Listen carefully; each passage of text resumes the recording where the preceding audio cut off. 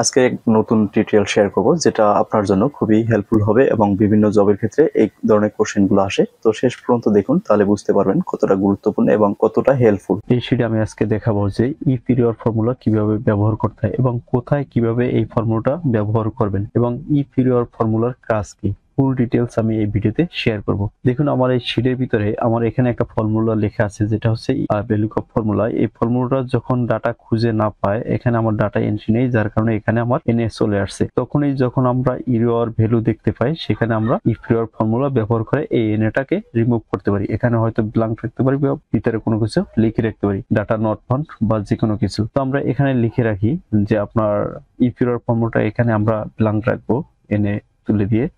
তো এখানে আমরা ইপিরিয়র লেখার জন্য ইপিরিয়র এখানে লিখবো। লেখার পরে পিরিয়ড লেখার সাথে সাথে এই যে চলে আসছে বাটন থেকে, ট্যাব বাটন থেকে ক্লিক করে দেবেন জাস্ট এখানে। এই যে ভ্যালুটা তো আমরা অলরেডি লিখে নিয়েছি, যেহেতু আমরা একটা ফর্মুলার ভিতরে ইপিরিয়র নিছি, এই ভ্যালুটা তো আমার আগে থেকেই দেয়া আছে।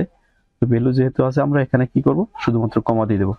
কমা দেওয়ার পরে এখানে আমরা করব হচ্ছে আপনার, এখানে আমরা ইপিরিয়র ভ্যালু হিসেবে যেটা দেখাবো সেটা আমরা এখানে লিখে দেবো। যেহেতু আমরা এখানে ব্ল্যাঙ্ক রাখবো, সেক্ষেত্রে ব্ল্যাঙ্কের জন্য সবসময় ডাবল কোড দিয়ে দেবেন। দুইবার ডাবল কোড দেওয়ার পরে এন্টার বাটনে ক্লিক করে দেবেন। এভাবে ইএস চাইলে ইএস দিয়ে দেবেন।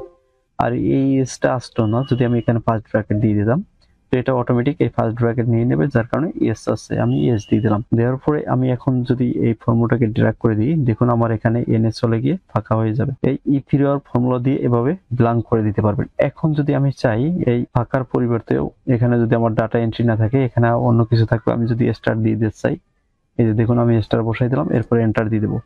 এখন আমার এই ফাঁকা জায়গাটাতে স্টার চলে আসবে। এই যে দেখুন স্টার চলে আসছে। ঠিক সেম ভাবে আপনি যদি এখানে লিখে দেন ইপিরিয়র লেখার পরে কোনো ফর্মুলার সাথে ইপিরিয়র যদি ব্যবহার করেন, ইপিরিয়র ভ্যালু আসলেই এখানে অন্য কিছু শো করবে। নো ডাটা যদি লিখে দেন, এখানে নো ডাটা লিখতে পারবেন, NO ডাটা, নো ডাটা লিখে দিলাম। এটাকে যদি আমি ড্র্যাগ করে দিই, এখানে যেহেতু আমার VLOOKUP করার সময় এখানে ডাটা খুঁজে পায় না, যার কারণে এখানে নো ডাটা চলে আসছে।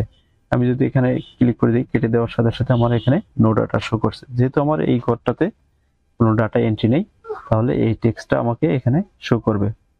তো এইভাবেই এই কাজটা আপনারা করতে পারেন। এখন হচ্ছে এখানে প্লাস মাইনাস বা গুণের সাথে কিভাবে ইনফিরিয়র ফর্মুলাটা ব্যবহার করবেন, একজনে বলছিল, আমি অলরেডি একটাতে লিখে রাখছি, এটাকে আমি ডিলিট করে দেব এখান থেকে। আমি এখন হচ্ছে আপনার যদি প্লাস মাইনাস গুণ ভাগ যদি থাকে, সেক্ষেত্রে আপনি এখানে ইউজ করতে পারবেন ইপিরিয়র ফর্মুলা।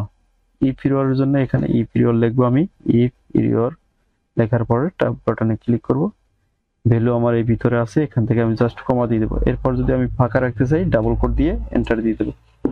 দেখুন আমি যদি এখন এইটাকে ড্র্যাগ করি নিচ পর্যন্ত, তাহলে আমার এখানে নিচ ব্ল্যাঙ্ক হয়ে গেছে। আশা করি এই ভিডিও দেখার পর আর কখনো এই ফর্মুলাটা ভুলবেন না। আপনাদের জন্য যদি হেল্পফুল হয়, তাহলে অবশ্যই শেয়ার করবেন এবং ফলো দিয়ে সাথে থাকবেন। আজকে ভিডিওটি সম্পূর্ণ দেখার জন্য আপনাকে অনেক অনেক ধন্যবাদ, এবং ভিডিওটা শেয়ার করে আপনার প্রোফাইলে সেভ করে রাখতে পারেন। যদি মনে না থাকে তাহলে পুনরায় দেখতে পারবেন। আজকে এই পর্যন্ত, সবাই ভালো থাকবেন। আসসালামু আলাইকুম।